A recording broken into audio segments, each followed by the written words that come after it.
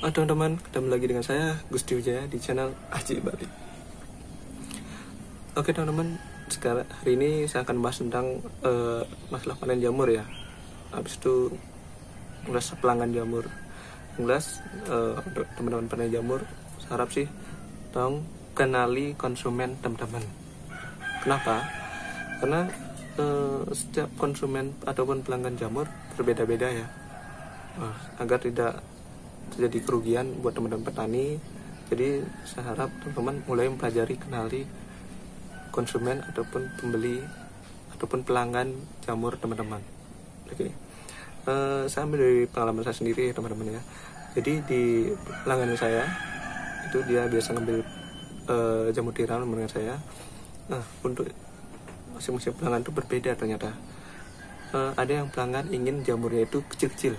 Nah, kecil-kecil dia ingin jamur yang memang kecil-kecil, entah untuk sayur, entah untuk dijual lagi, ataupun untuk mereka olah konsumsi sendiri. Nah, ada juga pelanggan saya yang minta jamurnya yang besar-besar, jamur tiramnya yang besar agar lebih mudah diolah. Nah, biasanya yang minta jamur besar-besar itu adalah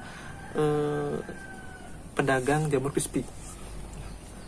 Kenapa dia minta jamur yang besar? Karena dia lebih mudah mengolahnya, lebih menarik kelihatannya, dan ketika dia potong-potong lebih bagus dan lebih gampang.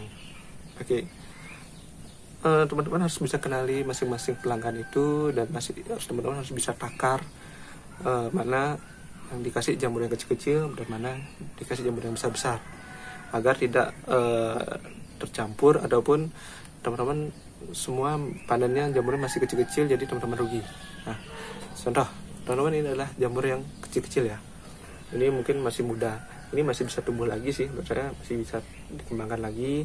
Nah, ini misalnya jamur kecil-kecil ini diambil sama, kalau orang itu misalnya jual-jual sayur ataupun olahan sayur makanan ya, dia akan minta jamurnya kecil-kecil. Ataupun memang ada beberapa pedagang yang minta jamurnya kecil-kecil karena dia menjual jamur ini daerahnya agak jauh, jadi dia perlu jamur yang kecil-kecil, karena di perjalanan dia jamur itu akan tetap tumbuh tapi sedikit ya tumbuh. Nah, berikut juga ada yang minta jamur itu yang besar-besar seperti ini. Nah, ini pertumbuhannya udah maksimal teman-teman, udah gede ya, jadi sudah nggak ada dalamnya, itu nggak ada lubangnya lagi. Dia minta jamur yang besar-besar. Nah, seperti ini misalnya, ini masih ada bisa tumbuh lagi sih, tapi dia minta jamur yang besar-besar seperti ini. Jadi intinya jamur tinta besar. Nah, tolong teman-teman bedakan mana untuk customer yang jamur besar sama yang kecil. Kalau teman-teman ngasih jamur yang kecil ke pedagang crispy, dia akan susah mengolah jamurnya itu, dan jamur crispy-nya pun terlihat kurang menarik. Di kita pun rugi teman-teman. Jadi kalau kita ngasih jamurnya kecil-kecil, seharusnya jamur itu masih bisa tumbuh dan lebih besar lagi, dan ya bisa nambah berat jamur itu.